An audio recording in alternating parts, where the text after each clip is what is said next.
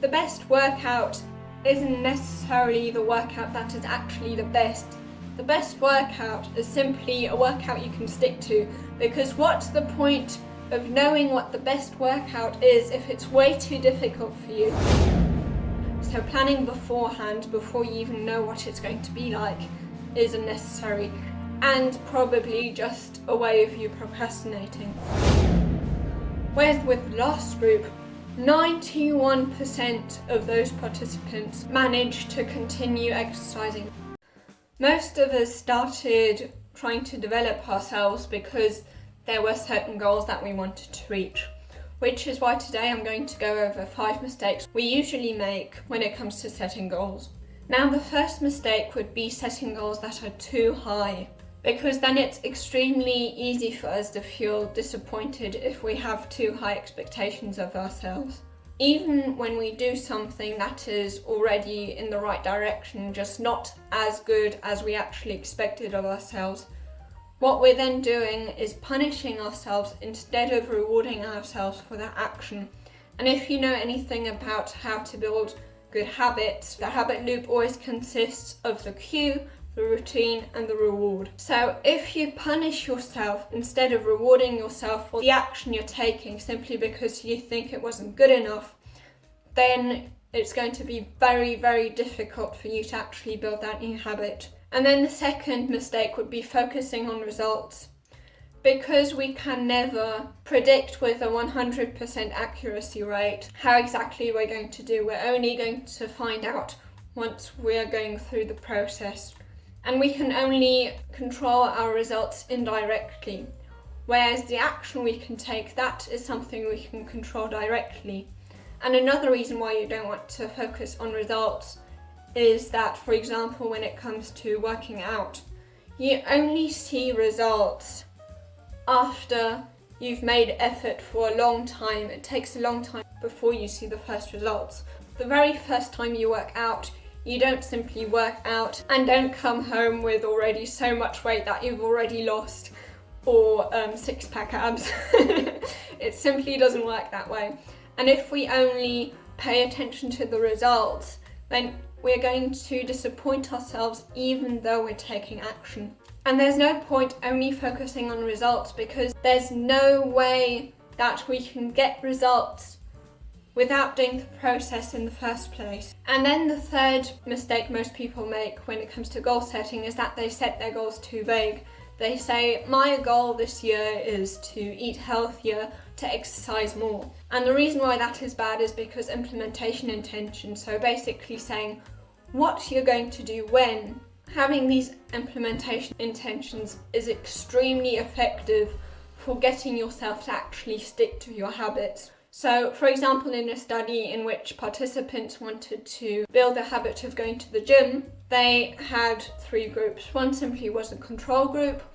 One was a group where they basically got information about how good exercising actually is for you. So that basically was the motivation group.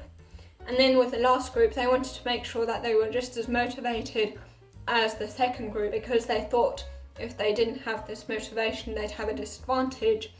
And on top of the motivation, they would also have to write down these implementation intentions.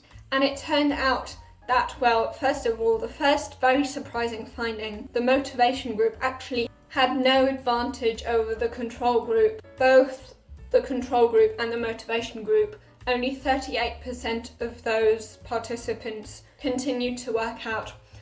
Whereas with the last group, 91% of those participants managed to continue exercising regularly. And then the fourth mistake would be paralysis analysis, basically planning too much. This is unnecessary and a waste of time because life never goes exactly to plan. We often think that clarity comes from the thought that when we think about it, when we plan something specifically, then it's going to be easier for us. And yes, with the implementation intentions, that is the case. However, if you get too detailed about your planning, if you plan before ever taking action and you only feel that you can, for example, start running when you've got the perfect running shoes, only start working out once you've got the perfect workout routine, then it's going to take you forever to start because there's so many different routines that you could be doing, and you're just going to feel overwhelmed by all this information. James Clear in a podcast said that the best workout isn't necessarily the workout that is actually the best. The best workout is simply a workout you can stick to, because what's the point of knowing what the best workout is if it's way too difficult for you and it just leads to you not doing anything in the first place. And Tim Grover also once mentioned, the one who coached Michael Jordan and Kobe Bryant, that he often gets asked, when is the best time to work out? And Tim Grover's answer is simply, the best time for you to work out is simply when you can work out, because of course there are certain times in the day when it's more beneficial. The morning, studies have found.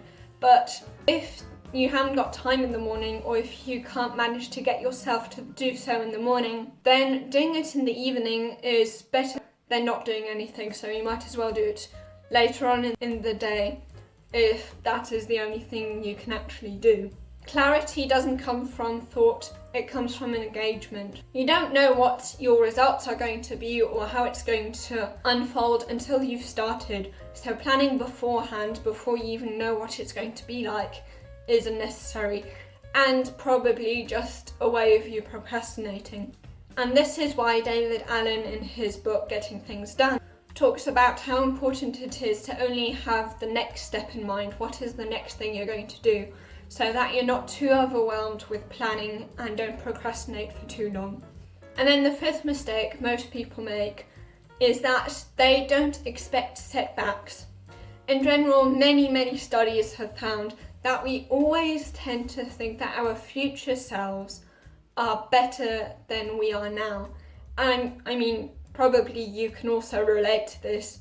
It's definitely the case for me. I always think I feel really unmotivated now and really lazy now, so I'm not going to do it today. But tomorrow, of course, I'm going to be totally motivated and my future self is going to be absolutely perfect, which of course isn't the case.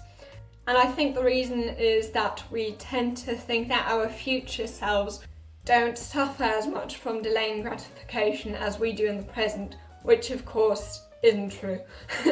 We suffer just as much in the future when it comes to delaying gratification as we do in the present. So they basically had this study. You can either get €100 this week or €110 if you wait for 1 week. Most people simply want the €100 right away instead of waiting a week and then only getting the €110. Whereas when people are asked about the future, would you rather wait 52 weeks to get €100 or 53 weeks to get €110? Most people say they'd rather wait 53 weeks to get €110, even though if you actually look at it, in both cases, it's actually exactly the same amount of time. It's waiting a week longer. The thing is, people just forget that in future, they also are going to suffer a bit because of the delayed gratification. And basically not expecting setbacks leads to an all or nothing mentality, thinking that either I'm going to do this 100% of the time or I'm not going to manage and I failed and I might as well not try in the first place. And this is what usually happens on diets. We think, okay, I'm going to never have a cookie for so and so many weeks. And then we have one single cookie within those weeks. And we just think, I've already broken my diet, I've already failed, so I might as well just have the whole packet, which of course doesn't make any sense, but that's how we tend to think. And this is why dealing with setbacks can be very tricky. If you want to know more about how to deal with setbacks, you can watch this video here.